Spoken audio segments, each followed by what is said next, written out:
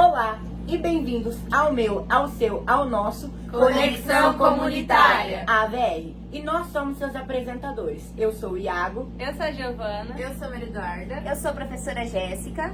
E eu sou a professora Isabela. E hoje a gente está aqui com o ator, roteirista, cinegrafista e figurinista David Balt. David Balt. Isso.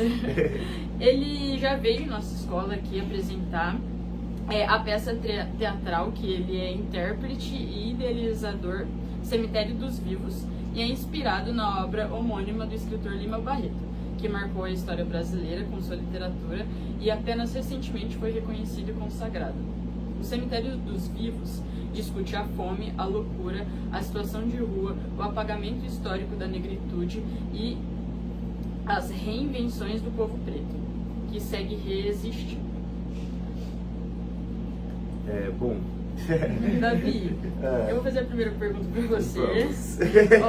Faça a sua apresentação, conta a sua história de vida, sua formação, sua carreira profissional, o que chamou a atenção para você nessa área teatral, por que você quis fazer teatro, conta um pouco sobre você pra gente. Eu acho muito importante assim a forma com que vocês me apresentaram, porque foi assim que a Zanata me conheceu através do projeto do Teatrânsito, né? Mas antes de dar continuidade, eu quero aqui poder dar um salve e poder, de uma certa forma, deixar registrado o meu respeito pelos meus ancestrais, aqueles que vieram antes de mim, aqueles que abriram o caminho para que eu pudesse estar aqui e ter essa oportunidade de estar falando sobre a minha arte, sobre quem eu sou e como a vida tem sido generosa comigo, mas ao mesmo tempo sempre com muita luta e com muita força, né? Enfim, agora voltando para a apresentação, é que eu conheci a Zanata através do Teatrânsito e no Teatrânsito eu precisei ser um pouco de tudo isso que você falou, do figurinista, do roteirista, né? Porque a ideia do Teatrânsito é que a gente faça provocações nos espetáculos que vão para a competição, né? Mas a minha formação mesmo, aquilo que eu pesquiso, é a dança, é o dar aula de dança. Eu sou bailarino desde 2014 e eu comecei muito cedo, né? Hoje eu estou com 37 anos. Meu nome é David Balt, acho que eu não falei, né? Meu nome. Vocês falaram. Meu nome é David Balt, eu sou bailarino aqui da cidade, sou ator, sou contador de histórias. E o Lima Barreto, ele é apresentado para mim durante a pandemia, né, pelo diretor Laurice, da Companhia Apocalíptica, ele tinha o desejo de montar um monólogo contando a história do Lima Barreto. E então escrevemos o... Posso já ir entrando nessa? Claro, pode? Entramos nessa pesquisa através de um fomento do Estado de São Paulo que chama Qualificação em Artes. E o Qualificação, você escreve o seu projeto, manda para eles e eles mandam um profissional para poder orientar no seu espetáculo, mais ou menos o que aconteceu no Teatrânsito. Só que aí manda alguém de São Paulo e tal, né? E o espetáculo ficou com a Apocalíptica por uns 2 anos. Apresentamos aquela versão que pesquisamos muito para chegar naquele resultado, até que chegou um momento e ele era pro palco, né? E nós vamos pelo roteiro da nossa entrevista, nosso podcast, nós vamos falar um pouquinho do Lima antes desse período que eu vou falar agora, tá? Mas... peraí que só um minutinho que eu me perdi aquilo ali. Tá. Então, o espetáculo ficou por 2 anos na Companhia Apocalíptica. E depois desses 2 anos... Então ele tava... Lembrei agora, tá, gente? Desculpa. Ele tava num palco. Então era um espetáculo feito pro palco, pensado pro palco, a iluminação, tudo era para aquele espaço. Só que o Lima Barreto, ele não entrou para a Academia de Letras, né? Ele não entrou pelo racismo mesmo, né? Pelo apagamento histórico que o Lima passou. E eu, quanto artista, atravessado por tudo que eu estava lendo sobre o Lima, eu olhei e falei, eu também não quero levar o Lima pro palco. Eu vou levar esse Lima Barreto, essa história que eu tô contando, vai ser pra rua, vai ser para quem quiser assistir. Então eu trouxe essa, até na inauguração do Teatro Municipal, eu tive a oportunidade de fazer a abertura e pediram para que eu fosse com a história do Lima. E eu não subi no palco, foi feito tudo no corredor do teatro.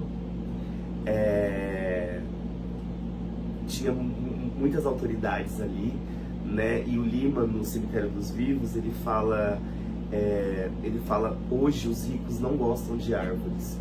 Porque ele tava, na verdade, ele estava reclamando e escrevendo, né, a situação do hospício. E eu falei com boca cheia, assim, porque a cidade é isso, né? Esse interior do estado de São Paulo, a impressão a impressão não, acho que é uma realidade, não gosta de árvores, né? É o tempo todo cortando. Acho que é isso, assim. Essa questão de você fazer na rua é interessante porque ela atinge um público maior e um público mais marginalizado, mais periférico, porque se a gente for ver, o teatro, ele não é uma arte que chega na mão de todo mundo, infelizmente. Qual que então, na rua, eu acho que fica muito mais acessível, assim, pra pessoa ter esse acesso a uma literatura que foi considerada muito tempo periférica, né? O Lima Barreto, ele é considerado uma literatura periférica. E eu acho que... E até por isso que ele foi rejeitado pela elite, né? Hoje, por exemplo, existe fomentos do estado de São Paulo, eu sempre gosto de usar isso como exemplo, assim, sobre o apagamento que o Lima sofreu. Tem fomentos do estado de São Paulo onde existe uma quantidade ou uma cota para companhias de teatro do interior, porque os acessos não chegavam até nós. Certo? Grava essa parte da história, tá? Aí, agora vamos lá para a história do Lima no Rio de Janeiro. O Lima, ele foi internado por 2 vezes, né, no hospital psiquiátrico. Isso 2 vezes com registro documentado em livro. A primeira vez ele foi internado como um homem negro e a segunda vez ele foi internado como um homem branco. E foi bem diferente o tratamento de uma internação para outra. Um psiquiatra de Mirassol, ele, na época que o Lima estava internado e passando pelo tratamento de alcoolismo, ele entrou em contato falando que ele queria testar uma medicação. Então o Lima, ele sai do Rio de Janeiro e vem para Mirassol. Nossa, que loucura, né? Aqui do lado. Para poder fazer um tratamento. E uma coisa que parece que bate só em mim, assim, né? Quando eu li essa matéria do Diário da Região, falando dessa trajetória do Lima na região, olha como a elite, ela foi cruel com o Lima. Não mandou ele só para o estado de São Paulo, mandou ele também, sobretudo, para o interior do estado de São Paulo. É o interior do interior do interior. Que hoje já é assim, imagina há 100 anos atrás, né? E a faculdade de Dom Pedro, na época que o Lima estava em Mirassol, ficou sabendo que o Lima estava internado lá. entrou em contato com o médico e pediu para que o Lima fizesse uma palestra aqui em Rio Preto. E quando o Lima ele chega na rodoviária, isso no diário ali da região tá escrito assim, que o Lima quando ele pisa em Rio Preto, ele se perde e ele é encontrado bêbado depois de 7 dias. Eu, como um homem preto e que construo as minhas dramaturgias, eu fico, às vezes passa um filme na minha cabeça, né? Porque a faculdade Dom Pedro e aqueles professores, talvez eles não soubessem que o Lima era negro. Então, quando o Lima pisa em Rio Preto e que ele lembra que ele é preto, aí é onde, porque o Lima ele era um homem tímido, é onde bate toda essa questão e é isso, o diário tem razão, ele se perdeu e foi encontrado depois de 7 dias bêbado. Teve a coragem de enfrentar, né? De enfrentar, né? De olhar para a cara daquelas pessoas e o olhar de julgamento, né? Eu lembro que há 30 anos atrás, não, acho que uns 40 anos atrás, assim, a minha mãe ela não conseguiu entrar no Automóvel Clube para trabalhar. Então imagina há 100 anos atrás como era essa cidade, né? Era bem difícil. Bem difícil. Hoje em dia já é difícil, imagina antigamente, né? Hoje em dia já é complicado. Vamos lá. E o Lima, ele me atravessa muito, assim, de muitas formas. Para mim foi um grande presente, né? O diretor Laurence ter me dado o livro do Lima para que eu pudesse pesquisar, porque é uma escrita muito atual, é uma escrita gostosa de ler, né? E sobretudo ele tinha esse olhar para a periferia. É muito diferente como ele descreve no livro o homem branco ou a mulher branca do homem preto e a mulher preta. Gosto de falar isso também, porque tem muita gente que fala que a escrita do Lima não era militante. E, na verdade, eu reconheço a militância na sutileza. Era uma representação social ali, né? Era, por exemplo, aquele médico era do tipo português. Uma mulher negra, uma mulher preta, veio na minha direção, ela tinha os lábios carnudos, o nariz dela era tal, o olho dela passava isso e a roupa dela era essa. Então, o Lima, ele tinha essa necessidade de querer falar dele, querer falar do povo dele, assim. Com carinho, né? Com carinho. Com delicadeza. Então, muito interessante. Vai, Mari. Então, falando sobre o Lima Barreto, né? Quais foram os principais acontecimentos da vida dele que influenciaram essa obra Do Cemitério dos Vivos? No Diário do Hospício, né, que é o Cemitério dos Vivos, que na verdade foi uma pesquisa da professora Lilia Schwartz, acho que é isso. Então essa pesquisa da Lilia se dá no Cemitério dos Vivos, né? Mas o Diário do Hospício começa contando das 2 internações dele. Então assim, ele tá contando na segunda internação, ele começa a escrever na segunda internação, mas ele faz um paralelo da primeira com a segunda. O Lima, ele perde a mãe dele, se eu não me engano, com 5 anos de idade, né? A Dona Malha Barreto, ela era professora, ela tinha uma escola, uma mulher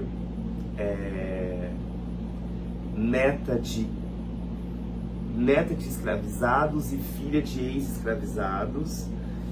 E o senhor Afonso de Lima Barreto, que é o pai do Lima, ele era tipógrafo. Então o Lima ele nasceu. Foi essa a pergunta? Assim, eu tô indo para outros. Foi. Foi. O Lima nasceu, ele nasceu 7 anos antes da abolição, né? Então, o aniversário do Lima, o Lima ele conta que o presente dele foi o pai dele levando ele até o pronunciamento da Princesa Isabel e colocou o Lima sobre os ombros, e ali ele ficou sabendo que não tinha mais escravizados no Brasil. Mas depois de 20 anos, mais ou menos, o Lima também vai escrever sobre esse acontecimento como um acontecimento feliz e muito triste para a história brasileira, né? E o pai do Lima, ele enlouquece com a morte da mãe, da esposa dele. Mas o pai do Lima, ele era muito amigo do Visconde de Ouro Preto, que tinha muita influência e que colocou ele para trabalhar na Ilha dos Alienados do Rio de Janeiro.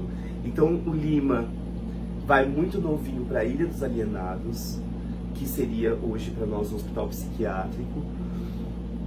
Só que diferente de como é hoje,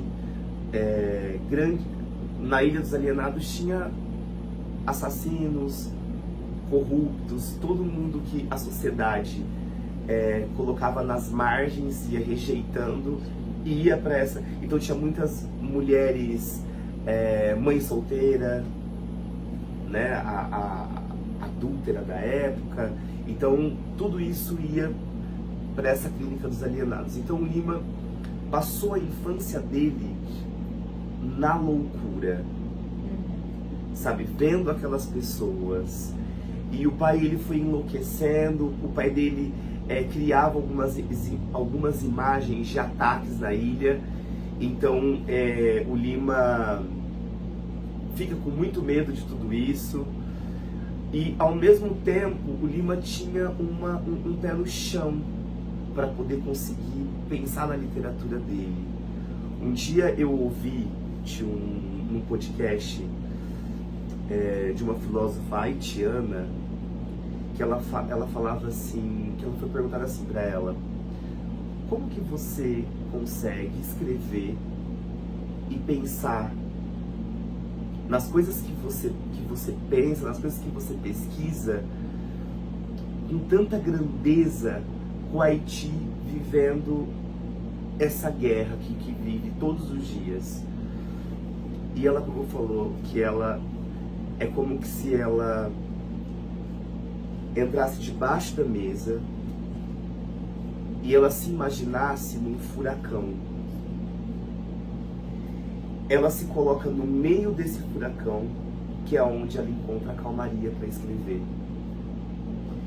Então, quando essa filósofa ela me traz essa imagem, né, desse furacão, dessa coisa, e parece que eu vejo muito Lima nesse furacão, no olho do furacão ali, e tendo que ter calma, porque o sonho dele, o sonho do Lima, era conseguir ter dinheiro, era o único sonho dele, era ter dinheiro para conseguir enterrar o pai dele dignamente.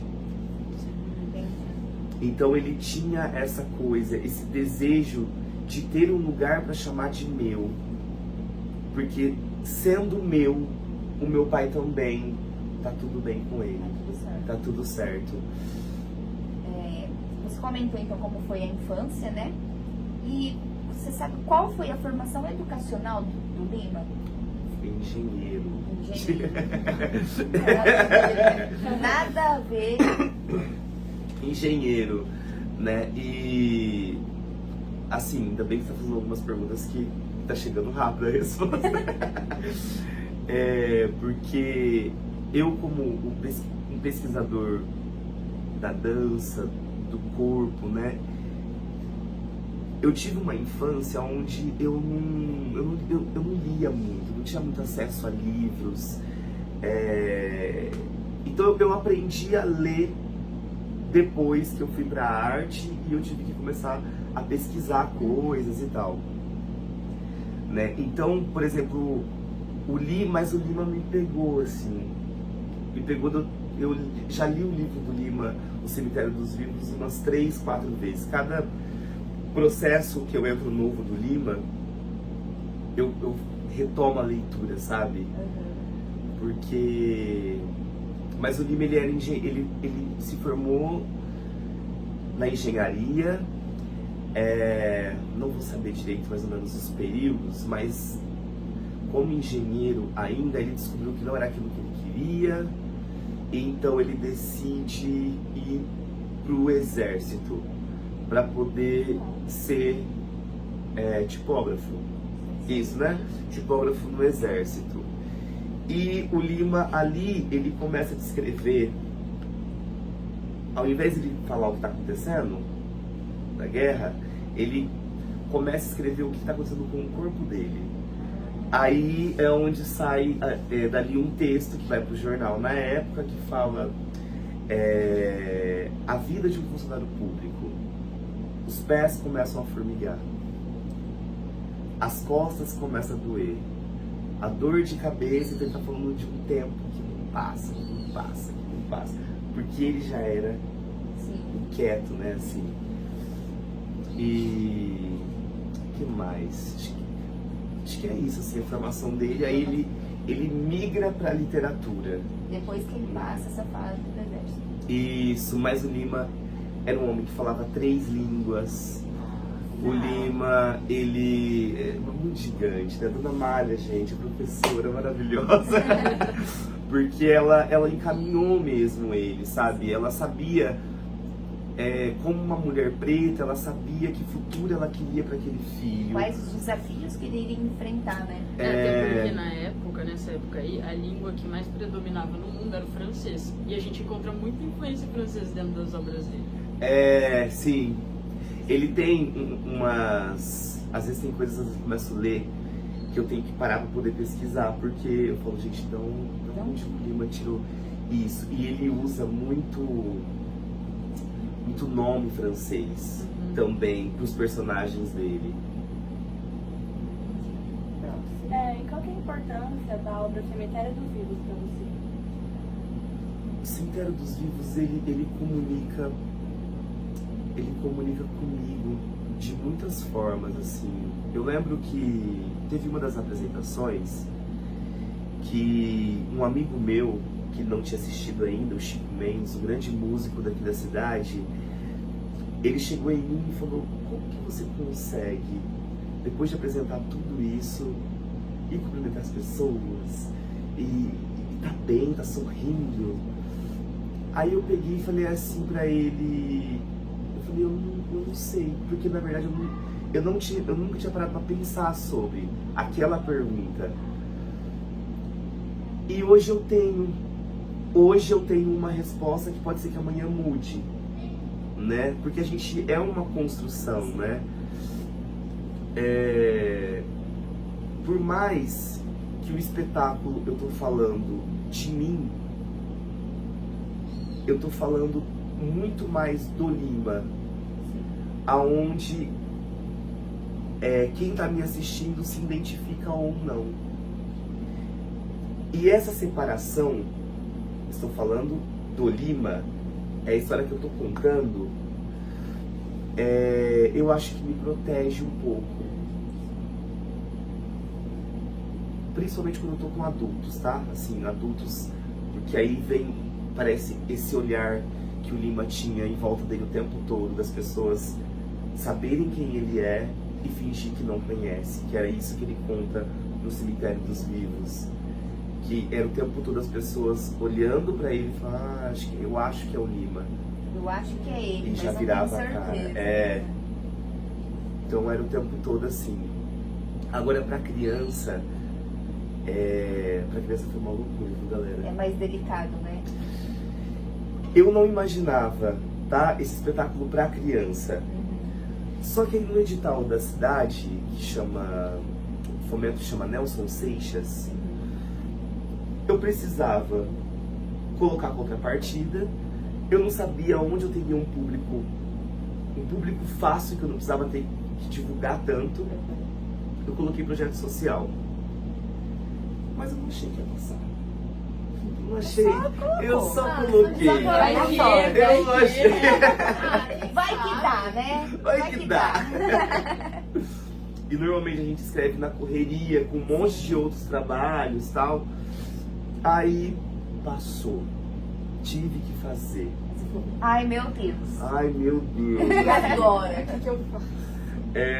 Aí enrolou muito, assim, sinto que às vezes tem algumas barreiras, algumas dificuldades, por exemplo, na hora da escola ou do projeto, na hora de colocar nas redes sociais, pôr o nome do espetáculo, porque eu tenho a impressão de que precisa explicar muito naquela postagem para que os pais e todo mundo entenda o nome daquele espetáculo, é o Cemitério dos Vivos.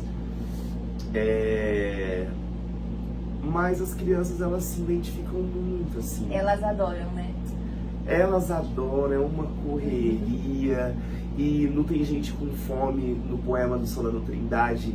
Depois eu acho bonito também contar o porquê que eu peguei um poema do Solano e trouxe para a história do Lima. Mas durante esse poema, na hora que eu vou falando os bairros, elas vão erguendo a mão: Eldorado, eu moro lá, tio. Sol Sagrado, eu moro lá. Essa é a magia de você trabalhar com crianças e adolescentes, né? E a representatividade ali que você está colocando para eles. Sim. Sim. Eles se identificam, né? Com a história. É muito bom. É bonito. Então esses momentos que passam uma impressão de que a arte, ela cura, às vezes mexe muito mais comigo, assim, né? Da criança identificar que na casa dela, ela lembrar que na casa dela não tem nada para comer. Então tem gente com fome, né? Quando eu falo enfim, é isso, assim. Eu acho que até um pouco na parte da história do Lima Barreto tem essa coisa de que a arte cura. Porque ele estava no meio de um manicômio, igual você falou, no meio de um furacão, e estava ali escrevendo tudo aquilo. Talvez seja porque a literatura realmente humaniza as pessoas, né? Incentiva, humaniza, incentiva, igual você faz uma apresentação para as crianças, você não está apenas curando elas, você está incentivando-as a sempre querer o melhor, a ir atrás do melhor, né? Sair daquela zona de conforto deles, porque mesmo eles passando fome e tudo, eles assim estão acostumados com aquilo e tem crianças que acham que é normal. Então incentiva eles a sair da zona de conforto deles, Sair da né? mesmice, né? Daquele buraco negro que você tá. Quando você vê a arte, né? Você sente a vontade de sair do buraco negro e começa a enxergar diferente. O Lima, ele nas obras, ele denunciava muito a política brasileira, né, daquele momento. Então o Lima, ele falava muito sobre essa exclusão, sobre esse apagamento o tempo todo na sua literatura e no seu modo de enxergar as coisas. O Lima não precisava, por exemplo, pegar um trem da primeira classe, da terceira classe, mas o Lima, ele pegava, porque ele ficava de olho naquelas pessoas. Então ele era um pesquisador desse Brasil, né? Desse Brasil, não sei se eu vou falar certo, mas o Brasil é pós-colônia, quando República Velha, né? e República Velha, esse pós-República Velha, assim. Então, porque o Lima me ensinou também, sobretudo, a reconhecer alguns privilégios que eu tenho como homem preto, sabe? Porque a minha mãe, por exemplo, eu nasci num lar evangélico. A minha mãe sempre foi gerente de lojas. Minha mãe teve uma educação muito bancária, assim? Meu avô é aposentado da polícia, sabe? Acho que isso foi uma Teve uma educação muito familiar, né? Estrutura familiar. E então eu demorei muito tempo para me reconhecer como um homem negro, né? Porque tem esse recorte, assim. Com 7 anos de idade, eu lembro que foi quando a minha mãe foi chamada na escola, porque tinha um grupo de meninos lá que tava me chamando com nomes pejorativos, tipo macaco, filho do Mike Tyson. Essa geração não vai saber, não sei, né? Do Mike Tyson, grande Mike Tyson. E, enfim, quando a minha mãe chega na escola, ela coloca, acho importante falar esses detalhes, porque ela se arruma, ela coloca a melhor roupa dela, pede pro meu pai colocar um terno e uma gravata para poder ir conversar com a diretora, para mostrar que eu não era qualquer um. Agora só um ponto aí dessa história, né? Tem uma foto do Lima Barreto que tá a Dona Amália, o seu Afonso e o Lima pequenininho. E essa foto que o Lima Barreto, que eles tiraram, ela demorava mais ou menos de 30 a 40 minutos para poder ficar pronto. Isso também já mostrava quem era a família que o Lima Barreto tinha que olhar quando ele crescesse. Sabe, a que fez de tudo para que ele tivesse aquele registro. Sim. Né, daquela... Nós não somos qualquer um. Somos estudados e você vai ser criado para isso. Agora volta pra minha história, tá? Aí, quando chegou lá, minha mãe conversou com a diretora. Enfim, na época os alunos tiveram que vir me pedir desculpa. Era uma outra época, acho que hoje temos alguns avanços em relação a isso e outros retrocesso, né? Sim, Regresso. Em outras questões, eu acho que a gente avançou em relação a ouvir sobre essas lições, né? Sinto que a escola tem um pouco mais de estrutura para lidar com isso, mas eu também,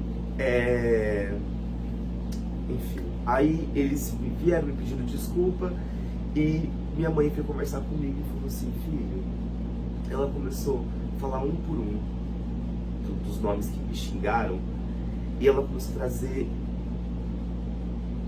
coisas positivas assim, e que na época eu não entendi direito o que era, mas era a tentativa da minha mãe de fazer: filho, fica bem, levantar um pouco o seu ego. isso, né? Então hoje não, né? Hoje eu entendo que foi o jeitinho que ela encontrou de lidar, mas talvez não seja o melhor jeito. Naquele momento foi, tá? Sim. É que os pais, né, conhecem os filhos, né? E às vezes ela achou que você estava precisando daquilo. Sim, e era uma escola particular, eu era o único negro da escola. E fiquei acho que 2 anos e logo depois eu fui para uma escola estadual. Aí foi outra. Aí você sentiu uma diferença enorme. Foi uma diferença enorme, assim, da dinâmica mesmo da escola. Como eu não tinha essa questão racial muito falada dentro de casa, então pra mim não era uma questão, mas rolava um estranhamento que eu não sabia de onde estava vindo. E quando eu comecei a dançar com 18 anos, comecei a dançar numa companhia profissional. Veio uma coreógrafa, ela chama Érica Moura, maravilhosa, de São Paulo, e ela pegou e falou assim pra mim: amanhã eu quero ver um solo seu. E esse solo precisa ter toda a sua ancestralidade. Traz tudo pra dançar com você. Aquele dia eu comecei a me ver como um bailarino preto. porque eu não via o quanto essa ancestralidade ela poderia fazer diferença na minha vida artística. Então hoje, com a maturidade que eu tenho e que acho que tem muito a ser conquistado, muito a ser pesquisado ainda, a história do Lima conversa comigo nesse lugar, sabe? De entender que, infelizmente, tem privilégios que não vai chegar para outras pessoas, mesmo que corra muito, se a nossa política, se o nosso governo ele não entender, né? Era assim há 100 anos atrás e continua sendo assim em muitas questões hoje. A gente estava falando sobre a zona de conforto aqui e tudo mais, só que mesmo muita gente saindo da sua zona de conforto e tentando, a gente tem que ter na cabeça que essa questão de meritocracia, ela é uma questão totalmente que ela não existe, ela é inválida por conta da opressão que a gente tem na sociedade, por conta das minorias sociais, por conta da política que a gente sabe que ela é totalmente preconceituosa e tudo mais. Então, essa aqui é muito legal a gente sair da zona de conforto e tudo mais, só que a gente tem que olhar também que a questão da meritocracia não existe, né? E o Lima, um dos motivos do Lima ter sido um escritor marginalizado na época era por conta dessa denúncia. Era esse olhar que o Lima tinha.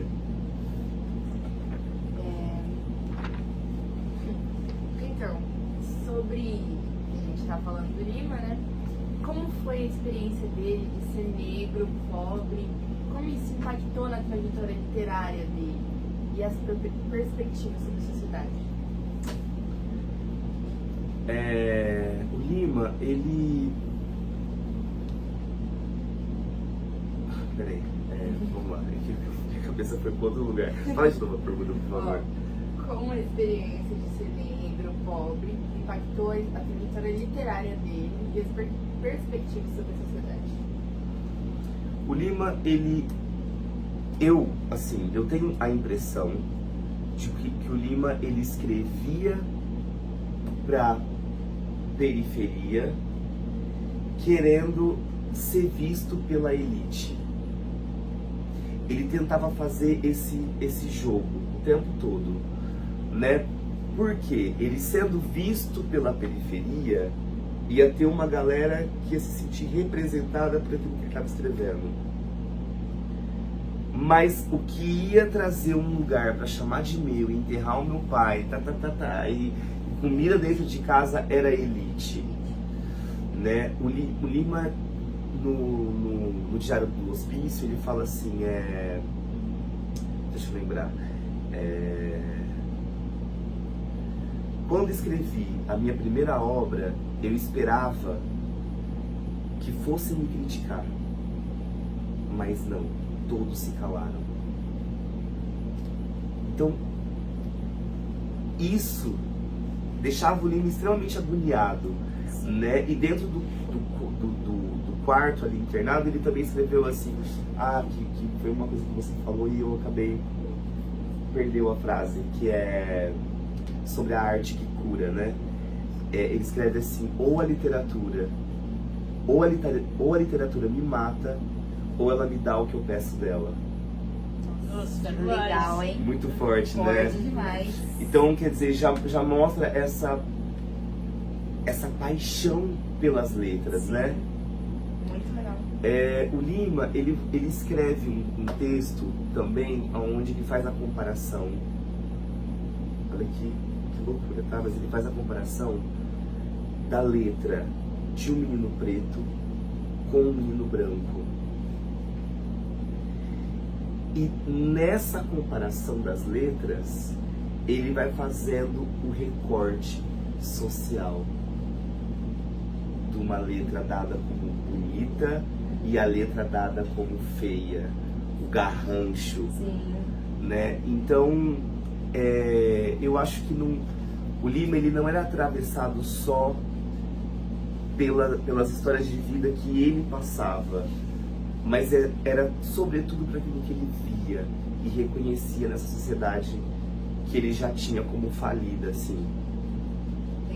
Né? Era um homem pra frente do tempo dele. A impressão que dava na escrita é que ele sabia que aqui não vai pra frente. Né? Tem um dos livros dele também, que agora eu não sei se esqueci o nome agora do nome do livro, mas ele que até virou filme esse livro, aonde ele escreve um deputado que defendia que o Brasil deveria falar a língua tupi-guarani. Né? Então, o Lima também já tinha esse olhar para os povos indígenas mesmo, e um olhar com tanto carinho, né? Porque a terra é deles, né? Porque porque a língua que a gente fala hoje, a gente não foi influenciado, a gente foi oprimido até falar essa língua, foi obrigado. A gente não fala tupi hoje, porque fala assim, ou você fala português ou você vai apanhar. Exato. Então, Até os próprios indígenas, eles foram... Teve uma opressão enorme, onde, tipo, você fala a sua língua? Que pena, você vai ter que aprender o português, ou você não vai viver nessa sociedade. Sim. Isso mesmo. É isso. E o Lima, pra mim, quando ele fala desse texto, desse deputado que defendia que deveríamos falar a língua tupi-guarani, agora falando sobre, também me vem a questão da misoginia, né, que estava num processo muito forte nos Estados Unidos e que isso vinha se alastrando descendo nas Américas. Ou seja, além do racismo, do recorte racial que o Lima sofria, pelo tom da pele dele e por ter... foi tão pouco tempo, né, a abolição, também tinha essa questão científica. Então o Lima, ele era o cara, pra mim, ele era esse literário que batia o pé mesmo pra poder falar, já que ninguém vai ler, eu vou falar. Deixa eu falar. É isso, assim. Pelo menos aqui não fica, né? Tipo, pelo menos aqui não fica. Então, David, quais são as principais obras do Lima? Tem muitas, tá? Mas que eu já li e que pra mim que é um atravessamento muito grande é Clara dos Anjos e O Homem que Falava Javanês. Legal. Que é um conto, tá? Na verdade. Agora, é uma pergunta que a gente já comentou um pouco sobre. Por conta do Lima Barreto ser esse homem à frente no tempo dele. Como o estilo de Lima Barreto se diferencia do que predominava em sua época, como o parnasianismo? Nessa pergunta, eu penso em trazer toda a questão do parnasianismo em si, porque o parnasianismo ele tinha aquela questão de fazer arte pela arte, que não tinha nenhum compromisso social. Então, muita coisa dentro da sociedade ela era apagada, porque os autores que escreviam no parnasianismo, eles eram esses autores que eles eram da elite. E eles queriam ali apresentar que estava tudo lindo e maravilhoso. Estava acabando a escravidão, a Revolução Industrial estava aí. Então eles queriam apresentar isso. Aí Lima Barreto veio e falou assim, não, gente, calma lá. A sociedade continua marginalizada, a desigualdade social é imensa, as pessoas passam fome, elas estão sofrendo. Então, tipo, essa questão que eu quero colocar do Lima Barreto é a diferença que ele tem com a escola literária que ele pertencia na sua época. Então, uma outra pergunta em cima dessa pergunta seria se ele é um pré-modernista para você, já. Sim, para mim, ele já é um pré-modernista, né? Embora para a Academia de Letras ele foi reconhecido há pouco tempo. Eu não sei se eu vou conseguir dar a resposta acadêmica que você me traz como professora maravilhosa. Mas eu vou trazer uma história do Lima que talvez explique a sua pergunta, porque é assim que artista gosta de fazer, tá? Principalmente quando ele não sabe responder, ele cria uma história. Mas essa história é real, é do Lima. Que um português, ele chegou pro italiano e falou assim: eu vou fazer a minha festa de aniversário e eu queria que só tocasse samba raiz. Já tinha bom gosto, ou seja, tinha um bom gosto. Aí o italiano falou assim: ai, mas é muito longe aonde nós vamos conseguir samba raiz. É muito longe.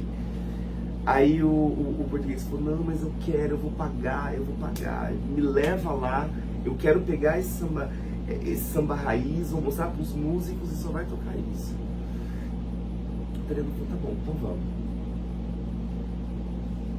Aí, agora eu vou trazer a nossa cidade para desenhar esse trajeto, tá? Tá. O português e o italiano, eles subiram no ônibus Santa Luzia. Eles foram subindo a Avenida Mirassolândia,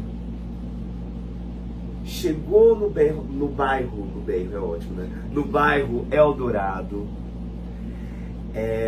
Eles viram o tamanho do terreno que era construído ali. Detectaram também os puxadinhos que tem atrás de edículas, a diferença de uma casa muito antiga, abandonada, ou muito nova, e eles foram subindo. Chegou lá no bairro Sol Sagrado, e lá estava a tia Ciata. Voltando agora para o Lima. O Lima foi descrevendo, através do português e do italiano, os bairros aonde eles iam passando no Rio de Janeiro.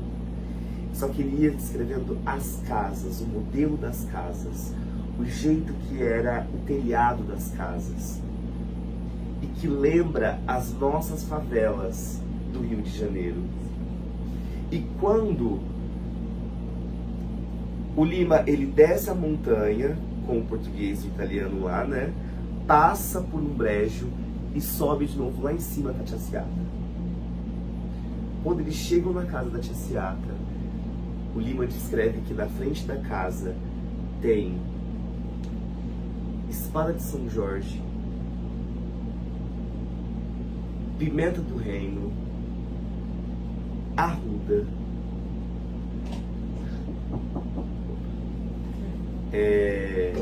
quando eles abrem a porta, está ali a tia Ciata com a louça suja. E ela pergunta pro italiano: o que você veio fazer aqui? E esse português, ele tá querendo fazer o aniversário dele e quer tocar samba raiz. A tia Ciata olhou pra ele: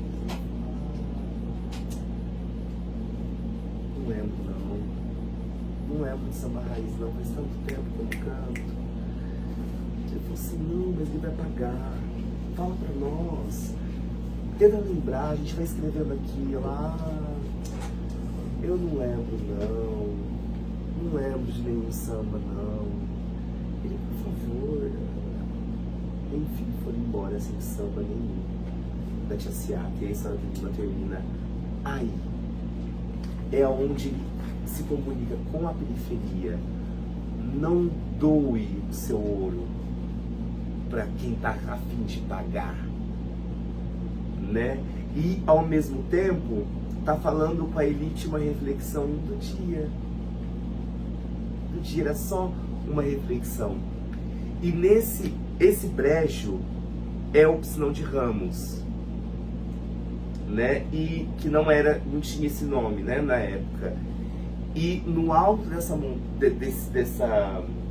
montanha, hoje é uma favela aonde o Solano Trindade nasceu ali, e a Anitta também é de lá, que eu não sei o nome, tá? Oi? Nada.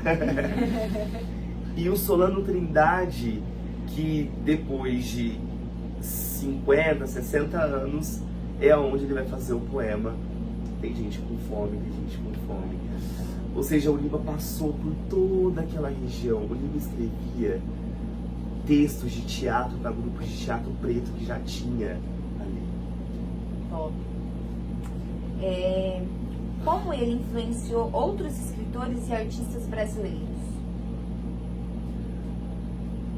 O Lima, ele, como tudo, na verdade, do povo preto, o Lima ficou muito entre a oralidade, né? No sentido de que, agora eu tô falando do ponto de vista meu, assim, tá? No sentido de que um preto precisou falar para outro preto, que precisou para outro preto, e foi indo até que as obras foram ficando conhecidas.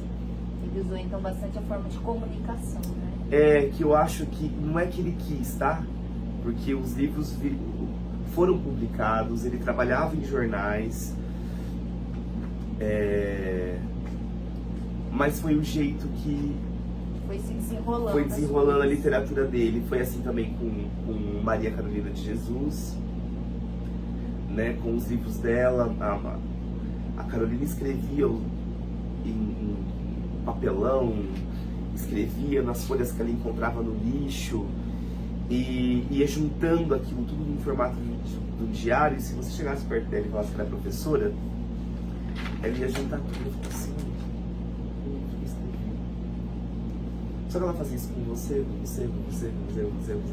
Então hoje tem livros da Maria Carolina de Jesus que ninguém sabe aonde está, aonde... Lá em Assis, que é a faculdade que eu fiz, lá tem um acervo gigantesco dela. Só que muitas folhas perdidas, e a gente usava era um aparelho específico para ler mesmo as folhas, porque elas já estavam bem acabadinhas, assim, sabe? Olha E com a só. tecnologia a gente conseguiu ler o que estava escrito ali. Só que metade delas estão rasgadas, aí outra tá apagada. Mas tem um acervo gigantesco lá nessa Unesp que eu fiz lá de Assis. Olha que legal.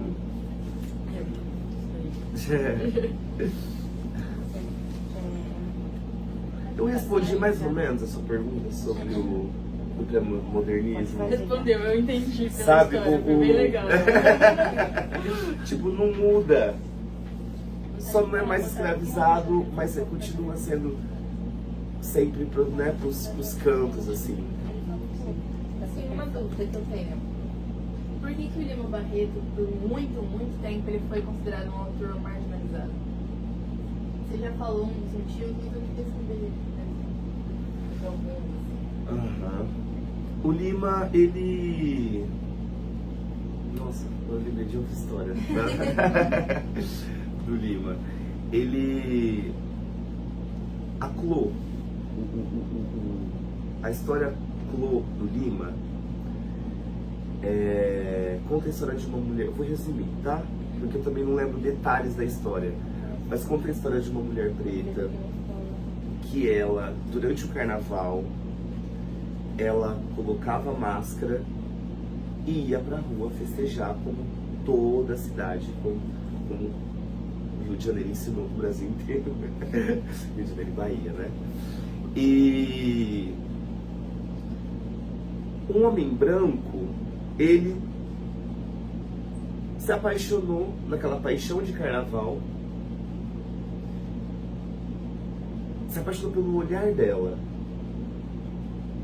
No outro ano, eles ficaram esperando até chegar o próximo ano para poder se ver de novo.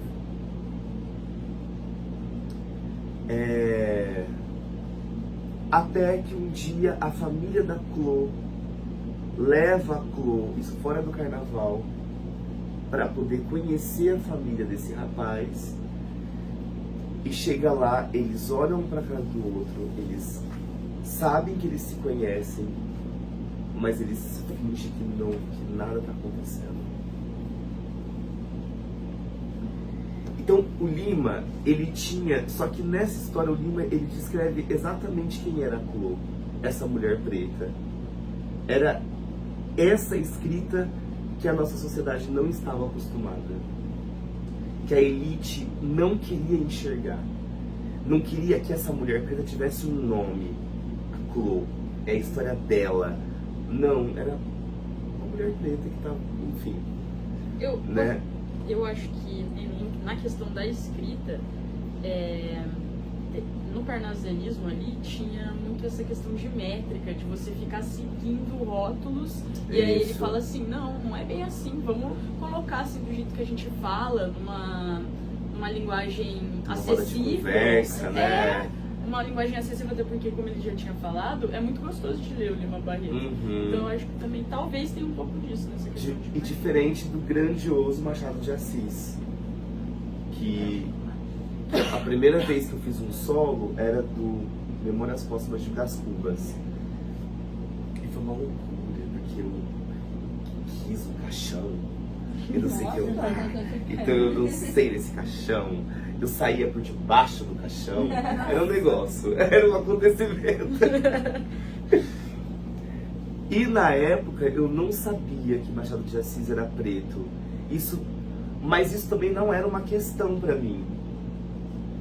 Entendeu? Eu não me questionei se era branco ou preto.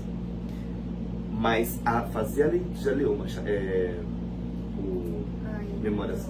Tá na minha lista, o próximo. Nossa, mas Tem ele é aquela sala de maravilhoso. cultura. Eu sei, eu sei. Ele é maravilhoso, mas você tem que ler com o dicionário do lado. Ele é uma leitura difícil. Né? Todas as leituras Isso. são difíceis. Diferente do Lima. Porque são períodos diferentes, é época diferente. Acho que você consegue explicar melhor. No né? caso do Machado de Assis, ele escreveu no realismo, né? Ele ainda seguia muito aquela coisa da influência europeia em cima da literatura, né? Então tinha que ter tudo isso. Até porque tem muita influência francesa no Machado de Assis também, mas tem o vocabulário da época que era diferente do nosso. E tinha essa questão de seguir regras também dentro da literatura. Então talvez seja por isso que ele seja muito mais difícil de ler do que o do Lima Barreto, sabe?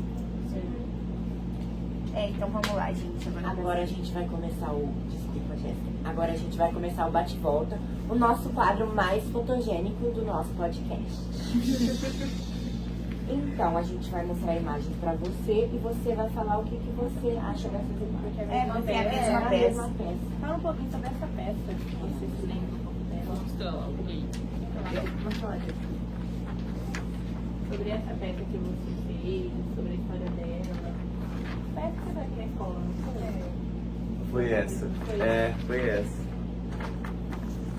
Bom, pode ir falando? Pode.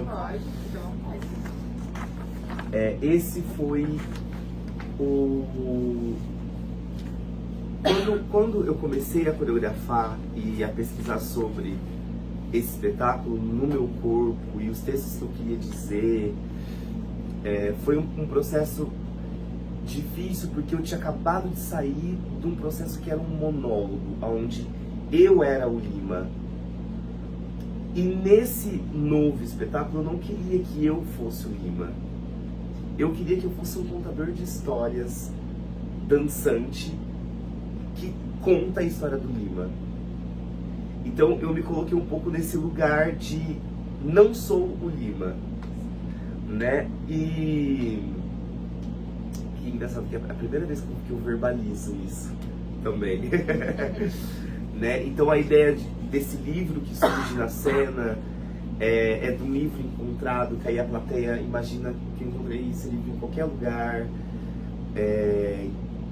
Muitas possibilidades vai abrindo ali, né? E a ideia desse latão, por exemplo, é porque um dia eu vi uma mulher em situação de rua, ela levando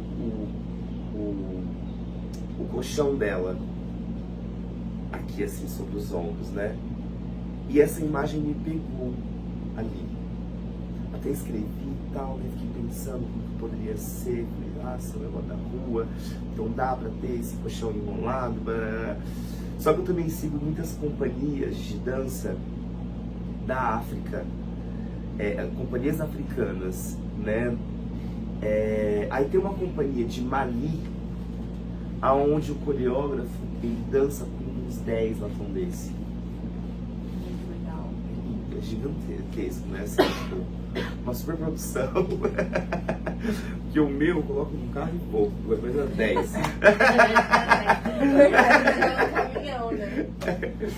E ao mesmo tempo esse latão ele me lembra um pouco essa coisa do pedestal, essa coisa de ganhar altura e é quase que um refúgio também, assim, um lugar para chamar de meu, esse lugar do Lima. Muito legal. Muito legal. Então é isso. Você gostou de participar? A gente queria dar um presente. Mimosinho. Que Lembrar da gente. legal! Foi um prazer receber você aqui com a gente. Espero que você tenha gostado de participar do nosso podcast. Se der, volte na vez. Foi um aprendizado enorme para nós. Nossa, gratidão por tanto aprendizado. Foi muito aprendizado, foi maravilhoso. Obrigado demais. Você é demais, muito sucesso na sua trajetória, na sua vida, né? Que dê tudo certo. Gente, eu Pra só todos tenho nós. a agradecer vocês, assim, por esse espaço, por estar aqui nessa sala, né, cheio de histórias aqui, e agradecer também pela oportunidade mesmo, assim, de poder falar sobre o que é o Lima pra mim, assim, né, e eu quero, você que está nos assistindo, leia Lima Barreto, leia literatura preta, porque tudo é atravessado pelo Lima, é atravessado por Maria Firmina, a primeira poetisa brasileira preta. E é isso, gente. Obrigado. Ai, Muito, obrigada, adorei gente. estar aqui. Foi ótimo. Adorei. Adorou. Maravilhoso, gente. Então é isso. Muito obrigado por vocês terem nos assistido. E esse foi o podcast de hoje. Muito obrigada. Tchau. Tchau.